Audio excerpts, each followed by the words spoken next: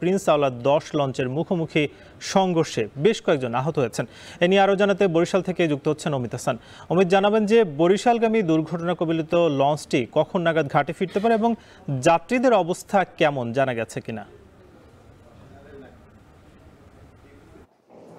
সাকিব, গতকাল রাতে মধ্যরাতে 2:15টার দিকে আনুমানিক তখন কি চাঁদপুরের মেঘনা নদীতেই দুর্ঘটনা ঘটে এবং এর বিআইডব্লিউটি কর্তৃপক্ষ জানিয়েছেন যে দুটি লঞ্চ দুর্ঘটনা ঘটেছে তার একটি লঞ্চ রাতেই কীর্তনখোলা 10 যেটি রয়েছে সেটি রাতেই ঢাকার উদ্দেশ্যে রওনা দেয় এবং সকাল নাগাদ পৌঁছে যায়। তবে যে প্রিন্স আওলাদ 10 লঞ্চটি রয়েছে সেই লঞ্চটি আসলে বরিশালের দিকে রওনা দিতে পারেনি।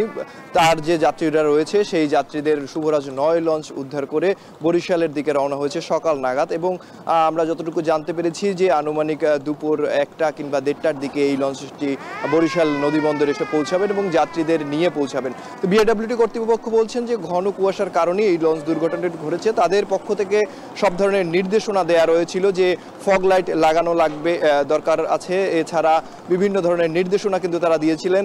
তবে সে নির্দেশনা আসলে পুরোপুরি ঠিক করে কাজ করেছে কিনা সে বিষয়ে একটি চিঠিও তারা ইস্যু করেছে যে এই যে এই দুর্ঘটনার কারণ দর্শানোর জন্য একটি চিঠি তারা ইস্যু করে দিয়েছে দুই মাস্টারের কাছে এবং সেই দর্শানো নোটিশ অনুযায়ী এবং সেই কারণের প্রেক্ষিতেই কিন্তু আইনানুগ ব্যবস্থা নেওয়া হবে এই ঘটনার, এমনটাই জানিয়েছে বিআইডব্লিউটি কর্তৃপক্ষ। তবে যাত্রীরা যেটি বলছেন যে হঠাৎ করে রাতে যে ঘটনা ঘটেছে এতে তারা কিছুটা আতঙ্কিত হয়ে পড়েছে এবং রাতে সকালের দিকে একটি লঞ্চ তাদেরকে উদ্ধার করে বরিশালের উদ্দেশ্যে রওনা দিয়েছেন এবং আরেকটি লঞ্চ যে কীর্তনখোলা 10 সেটি রাতেই ঢাকার উদ্দেশ্যে ছেড়ে গেছে এবং সেটি সকাল নাগাদ ঢাকা যে সদরঘাট রয়েছে সেখানে পৌঁছে গেছে। এবং আরেকটু জানিয়ে রাখি যে বিআইডব্লিউটি কর্তৃপক্ষ বলছে এই ঘটনায় তেমন কোনো হতাহতের ঘটনা ঘটেনি, তবে দুটি লঞ্চের সম্মুখ ভাগ যেটি রয়েছে সেটি অনেকটাই ক্ষতিগ্রস্ত হয়েছে এবং সামনে যে রাখা মোটরসাইকেলগুলো রয়েছে সেগুলোও বেশ ক্ষতিগ্রস্ত হয়েছে বলে জানিয়েছে বিআইডব্লিউটি কর্তৃপক্ষ। তো এই ঘটনা এখন পর্যন্ত কোনো